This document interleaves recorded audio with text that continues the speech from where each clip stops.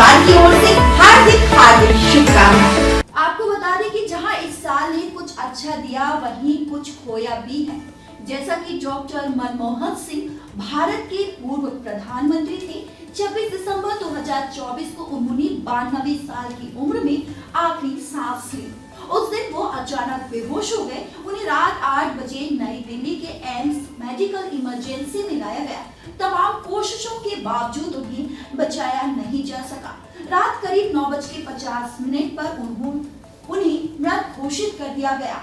पूर्व प्रधानमंत्री मनमोहन सिंह पंचतत्व में विलीन हो गए। पूरे राजकीय सम्मान के साथ उनका दिल्ली के निगम बोध घाट पर अंतिम संस्कार किया गया। विभिन्न दलों के शीर्ष नेता भारत के आर्थिक उदारीकरण के निर्माता को श्रद्धांजलि देने के लिए उमड़े। राष्ट्रपति द्रौपदी मुर्मू, पीएम मोदी, अमित शाह, मल्लिकार्जुन खड़गे, सोनिया गांधी, राहुल गांधी समेत तमाम राजनीतिक दिग्गजों ने पूर्व पीएम को नम आंखों से विदाई दी। आप सभी को नए साल की युवा न्यूज परिवार की ओर से हार्दिक हार्दिक शुभकामनाएं। अंबेडकर अंबेडकर अंबेडकर इतना नाम अगर भगवान का लेते तो 7 जन्म तक स्वर्ग मिल जाता। केंद्रीय गृह मंत्री अमित शाह के भाषण का ये वही छोटा सा हिस्सा है जो सोशल मीडिया पर वायरल हुआ, जिसको लेकर देश भर में विपक्ष हमलावर नजर आ रहा है। जबरदस्त हंगामे के बीच संसद का शीतकालीन सत्र इस हफ्ते समाप्त हुआ। संसद सत्र के अंतिम सप्ताह में बिहार अंबेडकर को लेकर गृह मंत्री के इस बयान से जबरदस्त हंगामा हुआ। इससे पहले प्रियंका गांधी के संसद में पहले भाषण से लेकर वन नेशनल वन इलेक्शन यानी पूरे देश में एक साथ चुनाव कराने का विधेयक भी चर्चा का विषय रहा। आप सभी को नए साल की युवा न्यूज परिवार की ओर से हार्दिक हार्दिक शुभकामनाएं। व्यापारी मनोज परमार और उनकी पत्नी नेहा परमार ने आत्महत्या कर ली।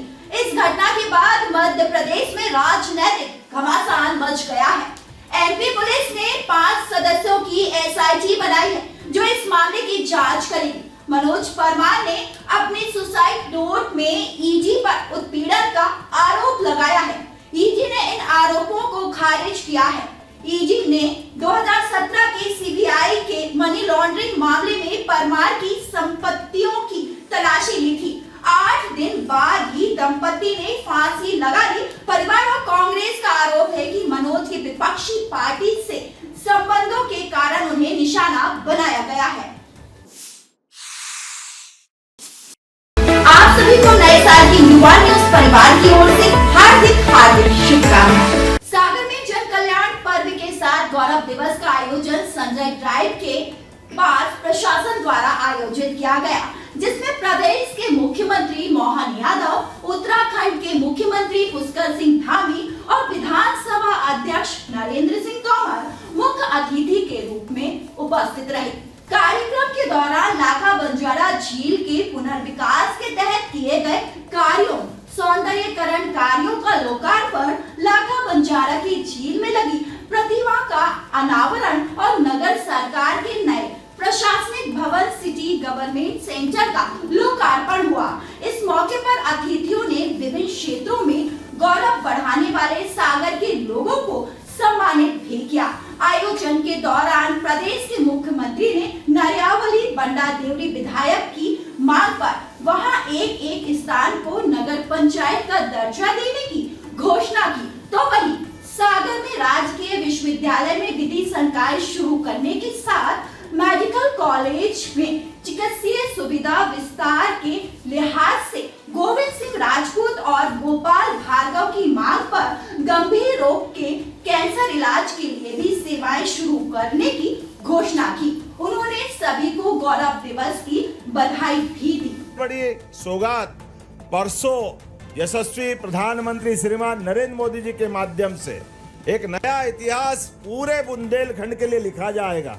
हमारा समूचा बुंदेलखंड किसी बात में कमी नहीं थी, हर चीज में सक्षम, समर्थ और इतना अपने आप में बहादुरी का भरा हुआ इतिहास कि दुनिया के कई सारे लोग आज भी बुंदेलखंड के नाम से गौरवान्वित भी होते हैं। हमारे लिए आला उदल के जमाने से लेकर के महाराजा छत्रसाल तक एक से बड़े एक नाम, लेकिन ये सारे के सारे महापुरुषों के बावजूद भी प्रकृति की मार के कारण से, पानी की कमी के कारण से यहाँ जो पलायन होता था, मुझे इस बात का संतोष है, विश्व का पहला नदी जोड़ो अभियान स्वर्गीय भारत रत्न अटल बिहारी वाजपेयी जी के जयंती के दिन होने वाला है। और आपके माध्यम से ये सच्चे अर्थों में सागर का गौरव, क्योंकि सागर संभाग को ही लाभ मिलने वाला है। मूलतः सागर सबको समेटे हुए है। सागर के माध्यम से बुंदेलखंड को हम एक तरह से प्रतिकृति मान सकते हैं। ऐसे में जब सागर के अंदर इस झील का लोकार्पण हो रहा है, 101 करोड़ के विभिन्न प्रकार के अलग अलग लोकार्पण के बहुत सारे काम हैं, लेकिन आज समय की कमी है, इसलिए मैं संक्षेप में ही अपनी बात करता हूं। एक कैंसर हॉस्पिटल की बात यहाँ आई है। निश्चित रूप से कैंसर हॉस्पिटल यहाँ खोला जाएगा, ताकि बड़े पैमाने पे यहाँ जो इस बात को बताया जा रहा है कि कैंसर विभाग, और एक आपने कहा हमारी यूनिवर्सिटी खुली है गवर्नमेंट की, उसमें लॉ डिपार्टमेंट खुल जाएगा, तो आपका अपना विधि संकाय भी प्रारंभ होगा, इसके माध्यम से लाभ मिलेगा। आप सभी को नए साल की युवा न्यूज परिवार की ओर से हार्दिक शुभकामनाएं। रूस यूक्रेन युद्ध 2 साल से भी अधिक समय हो गया है। 24 फरवरी 2022 को शुरू हुई इस भीषण जंग से दो खूबसूरत देश यूक्रेन और रूस को खंडहर में तब्दील कर दिया है। दोनों ही देश एक दूसरे पर पिछले 2 सालों से अटैक कर रहे हैं। इस युद्ध की वजह से दोनों देशों के हजारों लोगों ने अपनी जान गंवा दी है। हजारों की संख्या में देश की महिलाओं और बच्चों ने इस जंग में अपनी आहुति दी है। वहीं 2 साल में कई बार अन्य देशों द्वारा युद्ध समाप्त करने की पहल भी की गई है, लेकिन निराशा हाथ लगी है। इस बीच अब यूक्रेन के राष्ट्रपति ने कहा है कि वह रूस के साथ युद्ध समाप्त करने के लिए एक व्यापक योजना तैयार कर रहे हैं। राष्ट्रपति ने इस युद्ध समाप्ति योजना को लेकर भरोसा जताया है कि इसका समर्थन दुनिया के अधिकांश देशों द्वारा किया जाएगा। अभी जंग खत्म नहीं हुई थी, वहीं रूस और यूक्रेन के बीच जंग तेज हो गई है। रूस ने यूक्रेन की सेना पर ड्रोन से हमला किया है। इस हमले में सेना के वाहन तबाह हो गए हैं। इस तबाही की कुछ तस्वीरें भी सामने आई हैं। इस बीच रूसी रक्षा मंत्री ने बड़ा दावा किया है। रूसी सेना ने यूक्रेन के हमलावरों को नाकाब कर दिया है। ये हमले ड्रोन से किए जाने थे, लेकिन इन्हें हवा में ही मार गिराया। इसकी कुछ तस्वीरें भी सामने आई हैं। तस्वीरों में देखा जा सकता है कि किस तरह से इस हमले को अंजाम दिया